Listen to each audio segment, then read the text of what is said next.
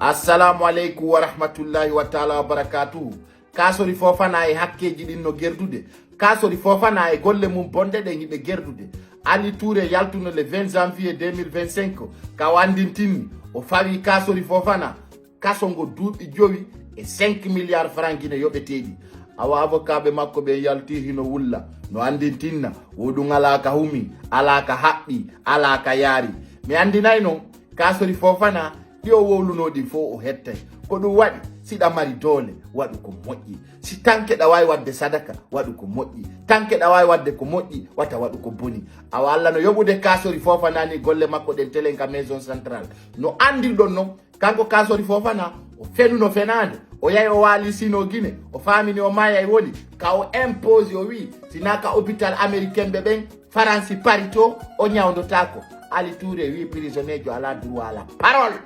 aray no fewde do ni kasori fofana no diwna kaso duubi joy conakry maison centrale tuberculose nangete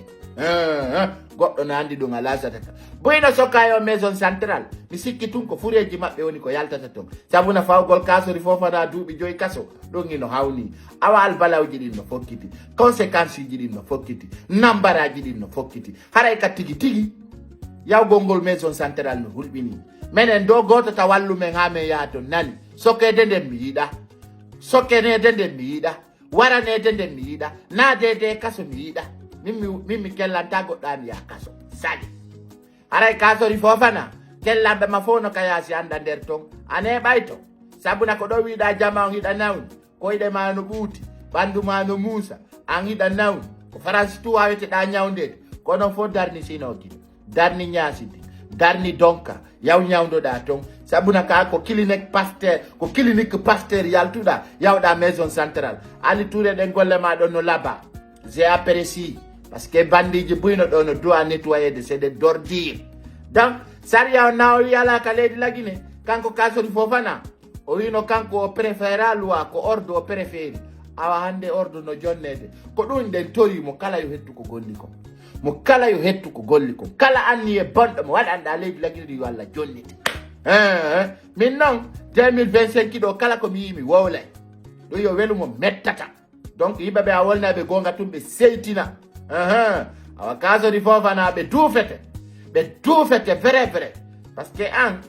a duufi o kalsi moƴƴa be holli kadi wo be seji sa biyenji makko di fo fuddi juudi nabi otoje nabi tereji exemple ngen jonna e jane be jaay fap kala ko mari e sare konakry de wo be jabay woni suudu woni otowal ko ni be jabata o ko bibbe makko be nanto dirtaake be o lutti ko fop be jabay wo kala ko mari e sare konakry de ko jabete ara dum ko teddungal jama la Guinée o donc ara wata yejjutu kadi fi aliouba do ngandi on do kayno ka maison centrale aray non avocat be makko be ngolli nabi kadiji makko din ka cour d'appel do ngandi bawto ka condamna ka instant premier instant de kalum aray be holluno wobe nabay kadiji makko din ka cour d'appel abe holli kadiji din hewti tongo fi aliouba waray ka tigi aliouba kanyum kadi be ndaray ko honno on nodditirte o nyaawite kadi ber ko nyaawa ko awa non hani taw hino doƴƴi kono fuy hikkali don sina kan hala don aray non no hedita ko woni kon arde ko do wadi mi wiyo tayno welaw like et partage men adana info ji rabbude ka YouTube ka Facebook ka wawo to men jentitade piji kesi fewdi de sare konakry de ka tigi are fo hino weltana hino salmina enen en wona mone hay goto ko wolugol tum ber ko andi en kon kala masibo en tawaka donc are fo no weltana on jara musidɗo be landade PAIKOUN SARRE ngal paygal la bangal nan to kalinde